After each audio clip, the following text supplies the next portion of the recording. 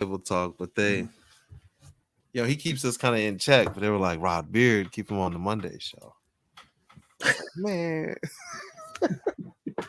that's the prestige table there. But I I love can sit. it. I can sit at any table. It don't matter. I I'll love it. make it work. I love it, man. Hey, you know what? I like that shirt too. I really like that. Man, see, you point out the shirts, and I really, literally just pull something out the drawer. Like, okay, well, yeah, this is what I'm wearing today. Let's rock. Let's rock. Let's rock. Man, I'm feeling cheeseburgers today too.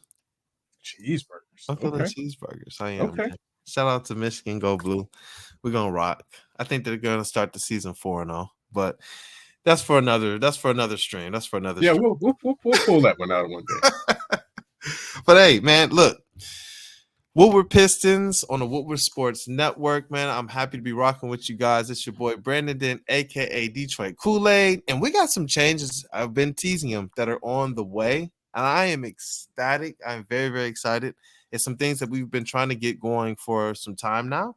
And it's going to include a lot of your kind of favorite cast of characters that you see on this channel, but it will be moving to Woodward Sports soon. So definitely stay tuned. A little bit bigger audience, a little bit more people in the chats, a few more people that you guys can argue with, and a lot more questions that we will be able to bounce around and talk about with our Table Talk crew, as well as the Woodward Pistons podcast, which will be called the Woodward Pistons Show. So listen, stay tuned for that. This channel will still be like chocked full of content, all of our other content, kind of incubator shows, more table talk nights, and more sports. So we're going to be talking more than just Pistons here now. So it's going to be really, really cool. But I wanted to be able to get you guys the update before we got into the latest Woodward Pistons podcast. We get to call it that for a couple more weeks. August time frame is when we're going to change it. So that's the big update for right now. And we're going to get into some more things a little bit later. But I'm excited. I'm ecstatic, man. I'm excited. Let me get Rod drum rolled in and then ask you how you're feeling. You guys ready for this drum roll? We're going to get it going. Hey, yo! Shout out to the legend Detroit News, Rod Beard. Brother, how are you doing this morning? How are you doing? Hey man, it's a Wednesday morning. You know how this goes. This is the high part of the week. Is you made it over hump day, and you are heading into the second half of the week. It's like halftime of your week. With this podcast, you start the day and then boom. Yep. Hey man, listen. Hey, I was trying to think of how we're going to introduce the show as well, because Jeff is still a part of the platform, and honestly, the changes we're making is going to put him in a lot more regularly. And so I was like, we hosted by Rod Beard, Detroit Kool-Aid, and like sometimes Jeff I. Freddy. Like if you like the letter Y. That's currently what we do. I mean, do we have water? Is it water bottle Jeff today? Water bottle Jeff? I do. I have him right here. Well, we also have the duck. It's up here as well, but it's kind of behind the mic. So we'll let the water kind of oblige for today. But look, bottle Jeff. Shout out to him, man. He's been doing this thing, Morning Woodward Show. I am proud of him. Very, very proud of him. Their numbers have been kind of pulling in really, really well. So shout out to their whole crew. Again, I'm gonna shout them out. Who is it? It's Sam, Jeff, JB, Lucas, Gabby. I know Broder helps them out as well. We're gonna continue to put support behind them and their coverage. The Lions stuff is going crazy right now, so I'm definitely happy with it. But listen, man, the big news here, I think, concerning the Detroit Pistons, and we've been talking about. This was a season where a lot of questions were going to be answered, decisions were going to be made about Troy Weaver's first draft class. This was our refrain all last summer, and it looks like that entire draft class is about to be kind of summed up. The first one from that class was Saban Lee, when he kind of cleared him out, kind of let the path be very, very clear for Killian Hayes to take any role within the first three guards. Can you start next to Cade? Can you come off of the bench? Can you play the fourth guard spot? But the writing is kind of on the wall with the selection of Marcus Sasser, the acquisition of Monte Morris, and the fact that you got the ball in Cade and Ivy's hands as well as Asar Thompson's, that Killian Hayes might be a player better moved on to a situation that better suits him. And I say that because Mark Stein with the Stein line, he had a couple different reports that I wanted to talk about with you, but I believe the most pressing is the Killian Hayes one, and we'll get to the other one later. And it's that he believes the Pistons plan to move away from Killian Hayes before the season. And I want to get your thoughts on it first before I share mine. On what you feel about this all. I mean, if it's true, it's very Troy Weaver. You get rid of somebody before you have to pay him. We saw that with Bruce Brown. We saw that with Luke Kennard, with a lot of the guys when he came in. If you're not going to pay them that second contract, then it's time to move on and figure out something different. We see what he did with Isaiah Stewart, so that's a definite check in that box. But the fact that nothing has been done to this point, and really, in fairness, there's nothing to say there's something that should be done. Killian Hayes hasn't shown you anything that says he should be making a second contract worth anything significant. And we've talked about it before. What would you pay Killian Hayes at this point if he came back and said, "Hey, we got to re-up, we got to work on this next deal and figure out what the long-term plan is going to be"? Are you paying Killian Hayes 8, 10, 12 million? Probably not. Probably for what he's shown you. Now, another team could value him a little bit more because of his size, and this could be one of those change of scenery deals. But yeah, if you can get any kind of value in a trade for Killian Hayes, I think you certainly look into it and see what's available out there, because you have already made the replacements. You've got Monte Morris. We've seen what Sasser can do. I think there are some opportunities out there to improve your roster, and if you can get a second round pick or get a player in return by packaging him with Bogdanovic, then I think you look at it. You certainly look at it and see what you can get in return. Yep. Yeah, and that's been my thing. I've been kind of waffling back and forth with this because Killian is still so young. I believe that he is very talented, and if this was a situation of lack of skill, then I would be more inclined to say, you know what? Yeah, definitely just push the button, see what you can get. If this is a situation where he believes his value is more than the Pistons think, then yeah, you got to kind of push that button as well. But if it's a situation where it's just timing, if it's just kind of moving away from him, that's where I pause for concern, just because I believe he would be, if it was on a kind of low value deal, a pretty good backup point guard, like in that Kojo role. Now I saw somebody say, and I forget who said it, and I wish I had their but they said, Kojo, he kind of shot 40% from three, and that's a big difference between Killian Hayes and Kojo on the offense. But as it relates to playmaking, defense, the steals, playing in the passing lane, being a good playmaker, I think that Killian Hayes is one of the team's better playmakers. And being just a bigger body, somebody that I believe still has some untapped potential. That, to me, if you could get on a low cost deal, was just something I was like, you know what, you got to make that happen. But then I started thinking, if that could happen, it would have happened. That's clearly not what's going on. So I was like, it's probably a deal where, like you're saying, get whatever you can get for Killian Hayes. I know a lot of people, though, just kind of in conversation, they're a little concerned that it's going to turn out similar to, in some parts, the Bruce Brown deal, where we just kind of sell low and the return isn't something that we really, really remember. And, the Killian Hayes all of a sudden blossoms. Do you have any concern about that? No, I don't. I mean, because what are you? If another team values him that much and they see something in it, make them pay for it. But it's not a. I think he can, but I don't think Troy Weaver's worried about it. I don't think the fan base should be worried about it. If he does, he does. And so, were there people crying when Bruce Brown left?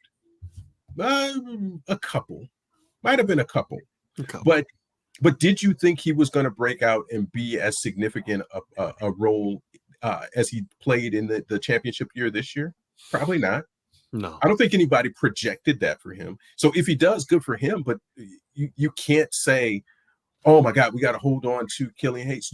There's no minutes for him. You can't just hold him and put him on the bench and say he's going to be like a Rodney Magruder and he's just going to be there and you're paying him what? So I think that's the quandary that they're in right now, is how much is he really valued at? And again, if you can get something for him, go get it. Yeah. Yeah. Man, I keep thinking about it. I think the Pistons are very, very solid. And I feel like the way that Troy Weaver does things, he insulates himself very, very well, gives himself the opportunity to be able to make moves like this, to be able to move off players. I'm starting to realize that with Troy Weaver, one of the things he values is flexibility. So even if we might not understand why a move is made, like the Bruce Brown one is one that people are still saying, like, "Whoa, man, I just don't understand that." Well, at that time, look how much flexibility it created. People keep saying, "Well, he just threw him away just for this, that, and the other." There were so many deals that were being made at that point in time that cap space had to be created for, because we had absolutely no cap space. You remember that? When the Jeremy Grant deal was announced, people were like, where the heck did that come from? Yeah, When the other two draft picks was, and that's what I'm saying. So these things create the flexibility, they create the roster spots, because you needed a roster spot to take on a guy like Trevor Ariza just to take him on. Whose roster spot is he taking? So sometimes I think like maybe he didn't really want to trade Bruce Brown. But based on how the trade went down, clearly to facilitate other things, you got to trade a Bruce Brown. People say, but he didn't get anything for him. Right, a player who he had to, when I just think about it, a player who he had to just let go. He couldn't bring somebody in that case that he wanted to be able to get something out of. So I don't doubt Troy in trades. I believe that there are certain things that he values. And because I've been thinking about this. I had it in my notes. I was like, I want to talk so you guys can see. I want to talk about this Bruce Brown trade in conjunction to the Killian Hayes trade. Because I think it matters. A lot of people are a little bit concerned with Troy's ability to make trades. And I'm not. I like the Sadiq Bey and James Wiseman deal.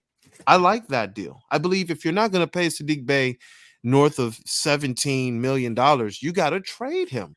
That's just the way that it goes, especially with the fits. You look at Asar Thompson right now. He was not going to get that money, bro. He was not going to happen. Let me ask it this way. For where you are right now, would you rather have Sadiq Bey at, we'll call it 20, 4 and 20, so 4 and 80, or would you rather have Joe Harris on a 1 year? Joe Harris on the 1 year. See what Asar Thompson is going to be moving forward. Seriously, that's where we are. So from everything you just said a second ago, cap space is an asset. It's just what you're able to do with it. Cap space, immediately realized, is an asset, but also cap space that you're not wasting in the future. So if you want to pay Killian Hayes $10 million over the next 4 years or 3 years or whatever you're able to negotiate, it's not just how much do you have this year. It's how much are you not using next year. And that's what the Joe Harris trade is about. Is, do we want Cam Johnson at 4 and 120 something? Or do we want to maintain that space and these expiring contracts for flexibility, because you know who you got to pay coming up? There you go. CADE. You got to pay that man. You're going to have to pay him, and it doesn't matter what he shows you this year. It doesn't matter. It doesn't matter at all. It really doesn't matter, because you're going to have to max him out, period. So you can essentially write in your cap sheet moving forward, max for Cade. Just write it in. And you know what you're doing after that? Max for Ivy. Just do it. If you're not trading Ivy before then, you're maxing him or something close to it. Do you see what Jalen Brown is making? Do you see what Ant is making? Do you see what these cats are getting? Desmond Bain, Tyrese Halliburton. That's just what the market is. You can't say I'm gonna pay a little bit less than that. No, you're not. You don't know how this market works and how negotiating works. Oh man, and with everybody else getting locked up, if you don't lock up your guys, who you gonna have? It's like the dominoes. I started realizing, guys are getting deals because who's available? Well, the Celtics are sitting here like, who we gonna go get? We gotta lock up Jalen Brown. So you have to do it. And then so here's the problem is people will complain about no stars want to come here. And when you have a star and you don't want to pay him, or you want to pay him a little bit less, guess what he wants to do? Deuces, I'm out because y'all not paying.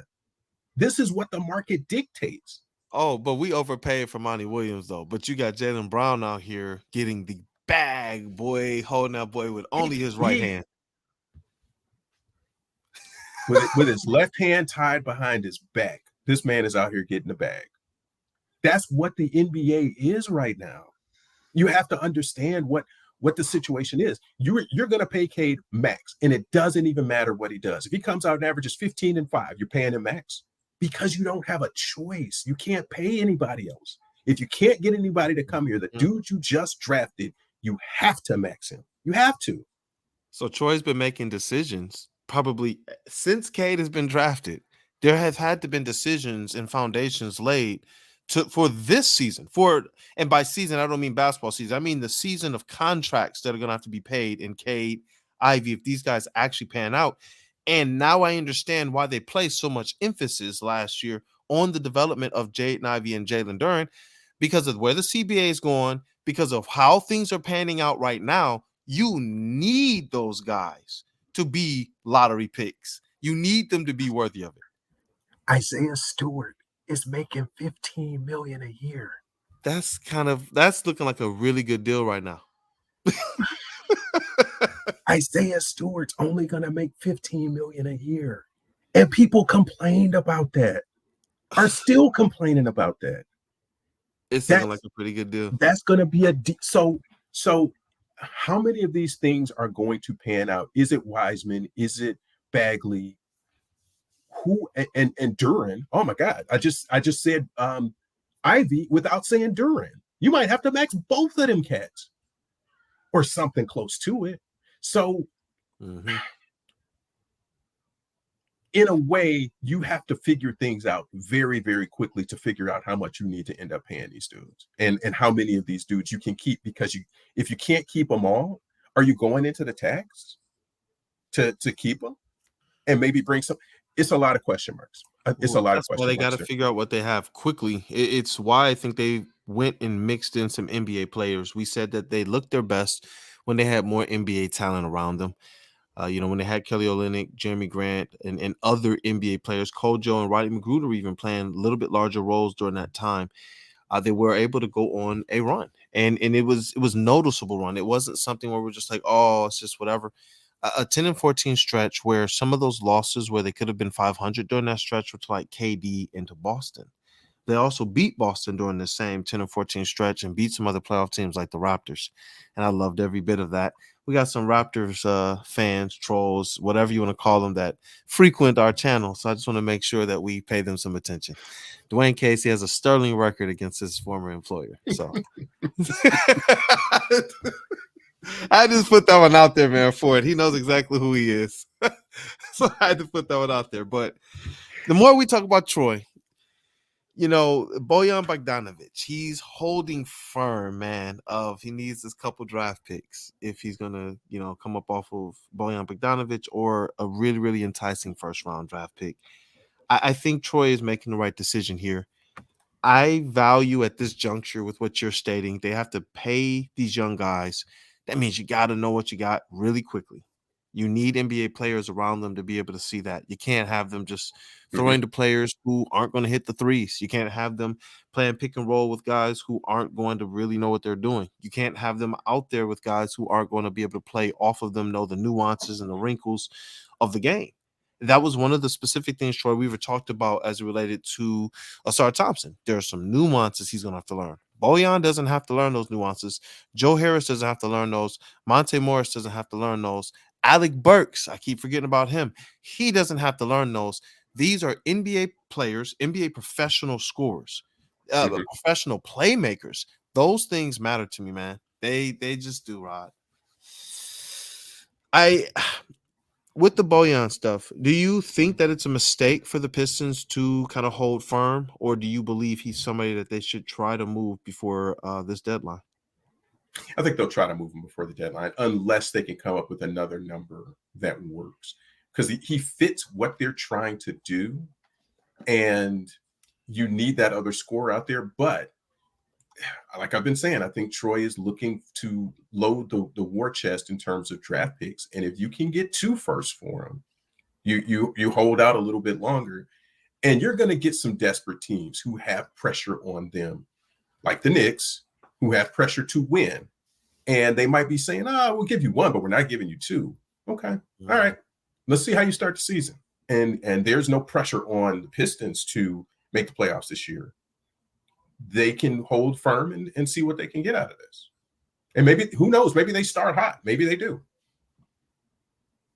Yeah.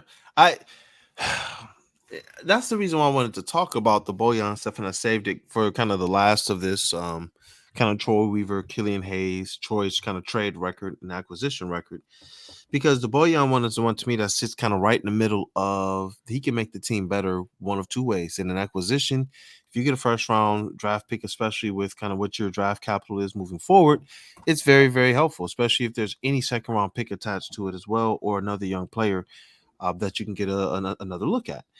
But on the roster, we haven't gotten a chance to see him and Cade Cunningham play together that much. The little bit that we did see and the possibilities, the potential that we know it can present, that's what kind of gets me excited. Sometimes it's like, is there a player with Bojan, since he is somebody that a lot of people look at as a top NBA player still? I know he's getting kind of long in the tooth, up there in age, but if he can still kind of contribute at a high, kind of almost elite level from the 3-point range, from very different spots on the court, can we replace that? That's where I just get a little bit like, man, oh man, okay, so we can get the draft pick, and then we'd be sitting here like, how do we get Bojan? It's just like, goodness gracious. Like, I know he's not, the defense starting at the 3 or the 4 is not where he needs to be long term, if this is somewhere he's going to be. But I don't know, man. I kind of like his fit on the squad. I don't know what type of return we would be able to get that's commensurate of what he was bringing to the table at this point in time. But I don't know, man. I guess that's the trust and Troy aspect. Yeah, that's the trust in Troy. And certainly the ones that have been tossed around, the ones with Tim Hardaway, I like Tim. I think he's more of a 2 than a 3 than a wing. But something like that, I think, is what you're looking for. If you can get a pick and Tim, then you can make Tim work in the offense. Especially if Killian is on his way out. Yeah. And that's sort of, at least one of the things I've seen is sort of Bojan and Killian for Tim and whatever else. You could throw a pick in there and some other filler to make that work. So something like that. I think Tim has the NBA savvy that you sort of need on this team, and he's a good locker room guy too. So I think that can work. Yeah, his defense and athleticism as well. That could work. I saw that one, and I liked Tim Hardaway. I didn't know if I was just kind of letting my Michigan fandom get in the way or not. I like what he's been able to do in the NBA. His stats, his metrics, his contributions, they kind of speak for themselves. And I do, when I look at a player like him, I think he kind of fits that kind of mold that we wanted Killian to fit a little bit. Playmaker, big body, aggressive, kind of a slasher. If he's not able to hit standing in the corner, that's not going to defeat him as a player.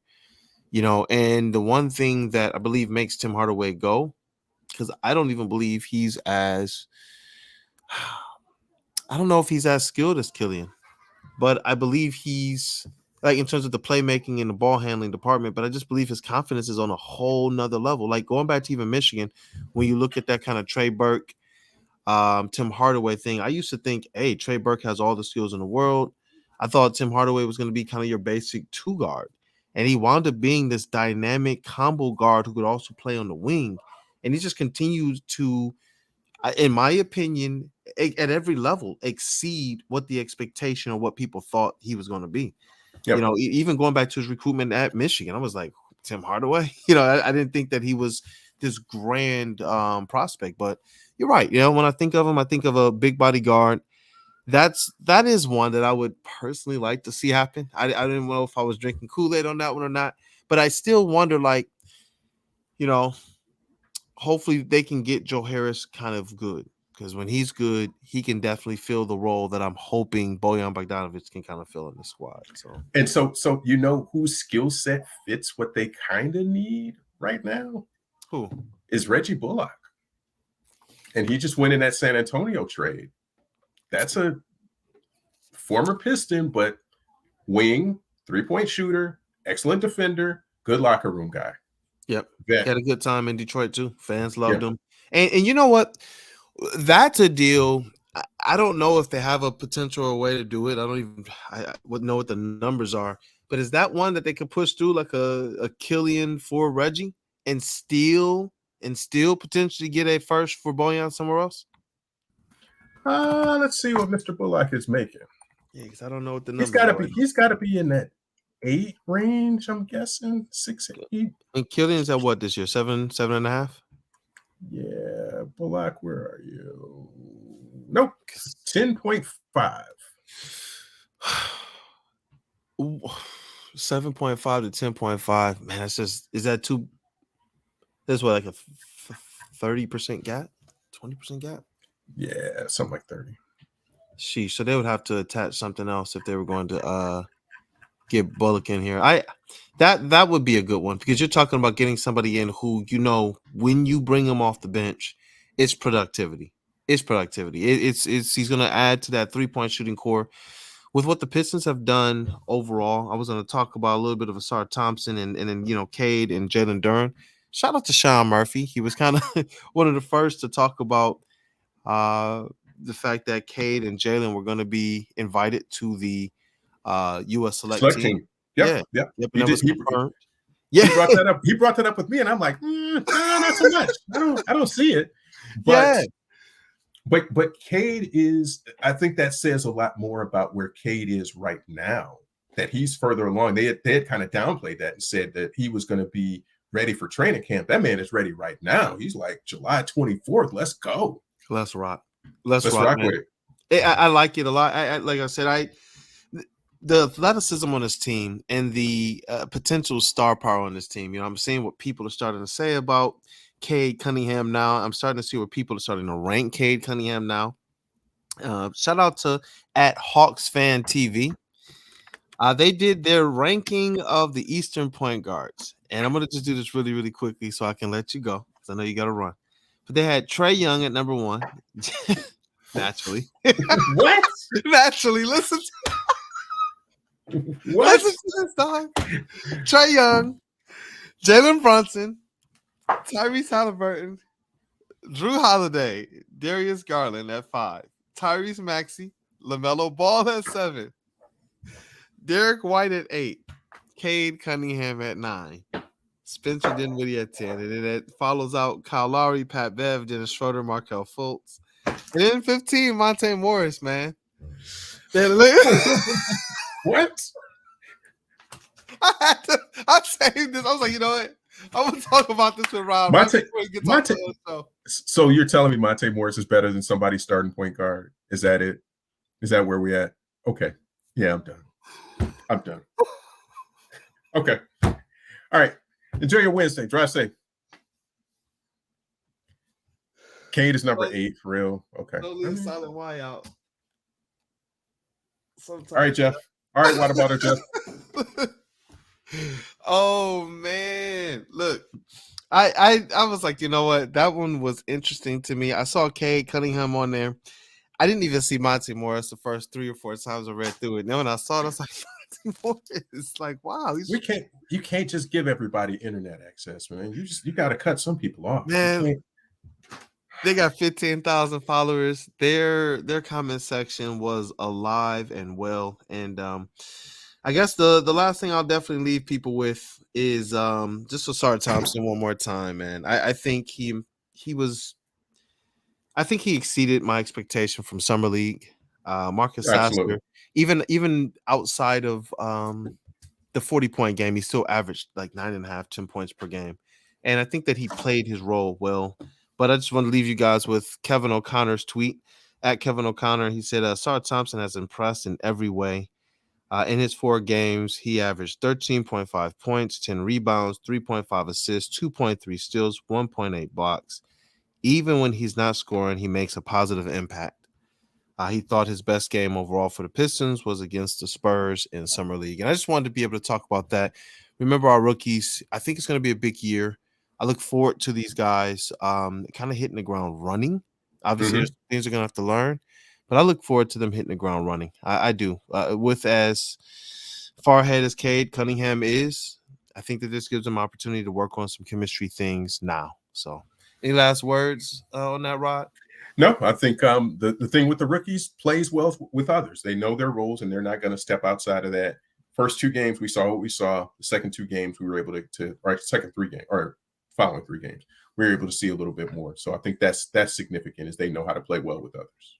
All right. Well, look, I like this one, man. I think it was some really good conversation. We talked about Troy. We talked about Killian. Talked about Bojan. Some things we think they might do. And we have a lot more on the way. Again, I'm going to ask you guys definitely like and subscribe to this video. This week, I am going to go live. I'm going to try and get Steve on the live as well, if we can, to try and keep it real on some of these Pistons topics. You know, Steve, he thinks a little bit differently than some of us, but he is well studied on his opinion. So we're going to get into it tomorrow. I look forward to it. And again, check out the Morning Woodward Show. Jeff Freddy, and check out the latest articles on woodwardsports.com. And as always, check out the legend over at the Detroit News. Detroit News, Rob Beard. Let's get this drum roll and close up here. Hey, yo! Shout out to the legend, Detroit News, Rob Beard. Brother, as always, thank you. I am grateful. And blessings, man. I'm excited for the future. All right. Same to you, bro. Definitely. All right, you guys. Till next time, y'all.